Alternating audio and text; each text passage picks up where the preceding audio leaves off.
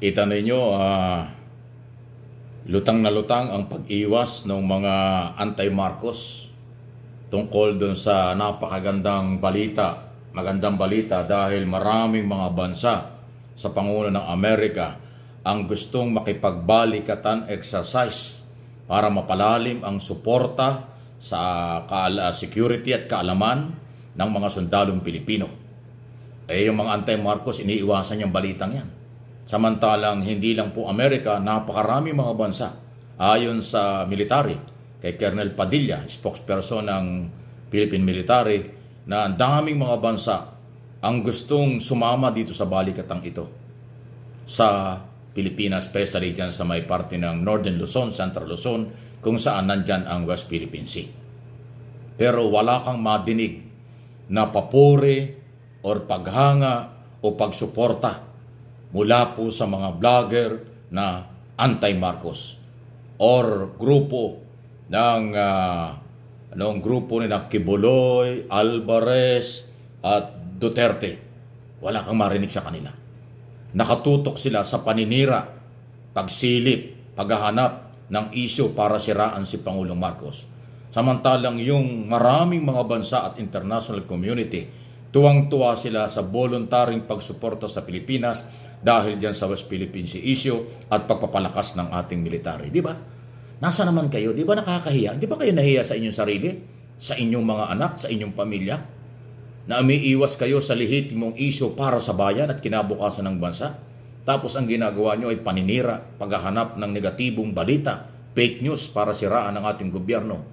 Ay, ewan ko kung anong klaseng mga tao yan. Ha? Kakaiba kayo.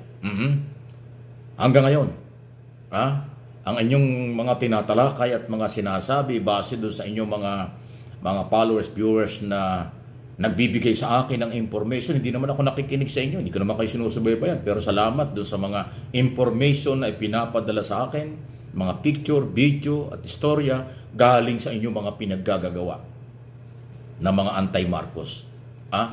Ginawa na ninyong hanap buhay. Samantalang itong West Philippine Sea na dapat natin panindigan, hindi kayo nagsasalita. Pati yung gentleman agreement na yan. Malinaw na inaamin ng China, merong agreement sila kay dating Pangulong Duterte. Hindi nyo matalakay, pinapalabas nyo. Mali pa itong gobyerno. Di ba? Hinahanap ni Pangulong Marcos yan. Dapat lang, malapit na pong mag-imbestiga. Sana palagay ko bibigyan ng priority yan. Magbabalik na ang Congress next week.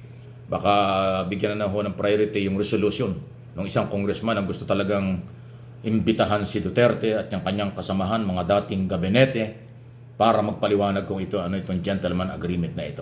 Tama yan. Okay? At ang maganda rin isang balita ngayon, until now, walang militaring susuporta sa kanila. Ang katapatan ng ating military at pulisi sa ating saligang batas at sa chain of command, ang commander-in-chief nila, ang ating Pangulo. Yan po yung paulit-ulit na sinasabi ni Secretary Gibo Teodoro, General Browner, Chief of Staff, ni retired General, now Secretary Ed Anyo, National Security Advisor, National Security Council. Napakaganda niyan. Pati si PNP Chief Romel Francisco Marbil, General Marbil, siyang PNP Chief. Yan din ang sinasabi. Ang katapatan nila ay sa saligang batas at sa kanilang Commander-in-Chief. Hindi talaga sila magpapagamit at nakikiusap nga sila. Huwag gamitin sila. Huwag silang isama sa mga political agenda na identify na mga Duterte, Kibuloy, Alvarez group at kung sino-sino pa sa kanila. Including vloggers. Na kung ituring ko, yan ang mga taga-tahon nila. Yan ang mga taga-batikos nila. O diba? Wala nang kasawa-sawa. Nakakahiya na dahil inuulit ko, napakaganda nitong pagsuporta ng international community. Pinakamalaking balikatan exercise ngayon na ginagawa na at marami pang gustong sumali sa atin, ang Japan, ang European Union, okay, pati sa mga taga-Middle East, pati ho ang marami, yung South Korea, ang Australia, New Zealand, Indonesia, Malaysia, pati na ho ang India, di ba? Halos lahat na kakampi na natin. Pero yung ilang mga Pilipino ang hanggang ngayon malabnaw ang kanilang paniniwala at paninindigan. Actually, walang paninindigan. Isa lang ang gusto nila, magpalit ng gobyerno. Hindi, kayo-kayo lang yun. Okay? Samantala, eto maiba naman tayo. Bukas na. Ay, talaga isang tulog na lang. Bukas ng umaga dito sa Pilipinas. Ang basketball first game ng playoffs. Ang pinakaabangan sa lahat ng laro sa playoffs, sa Eastern Conference playoffs, ay itong paghihiganti, pagbawi ng LA Lakers laban sa Denver Nuggets.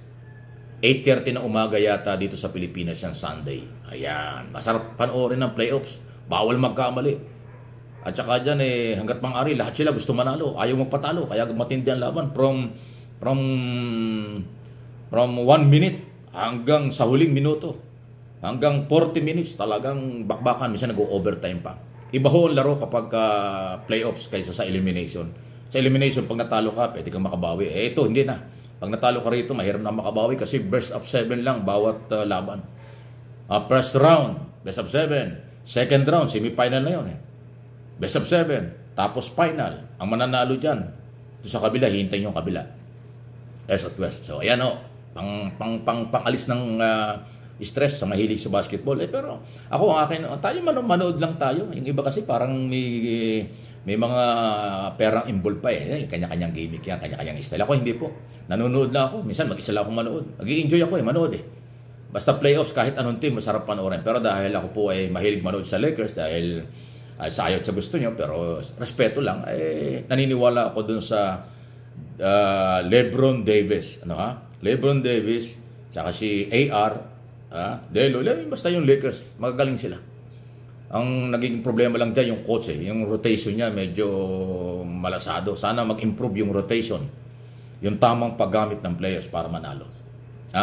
Sana matuto na rin itong si Darvin Ham, yung head coach nila. Kasi yan ang nagiging problema sa matinding laban, parang nanonood lang parang palakad-lakad lang hindi nagiging agresibo. Dapat kasi kung agresibo ang player, agresibo rin ang coaching staff, lalo na yung head coach. Kasi nandyan ang buhay. Nagpapataas ng moral ng player pagka agresibo ang head coach. Pero kung paupo-upo lang, pabulsa-bulsa, lakad-lakad lang, tapos yung rotation sa mali-mali, talagang sasablay. Sana magbago. Maging maganda lang ang rotation ng LA, ako maniniwala makakabawi sila. Dahil ilang beses nang natalo ng Denver itong Lakers. So palagay ko makakabawi ito. Basta maganda yung galaw. Nasa 100% ang kondisyon ni LeBron. Sana si Davis ganun din at yung iba pang mga players. Lalo na si Hachimura na isang Asyano kasi taga-Japan yan. Sige, enjoy lang. Sa mga balita. Dito sa aking mga channel, MA Pinoy TV at Mike Abe Opinions. Subscribe, follow. Kampi-kampi tayo, tulungan tayo para sa inyo ito. Para sa ating lahat pala.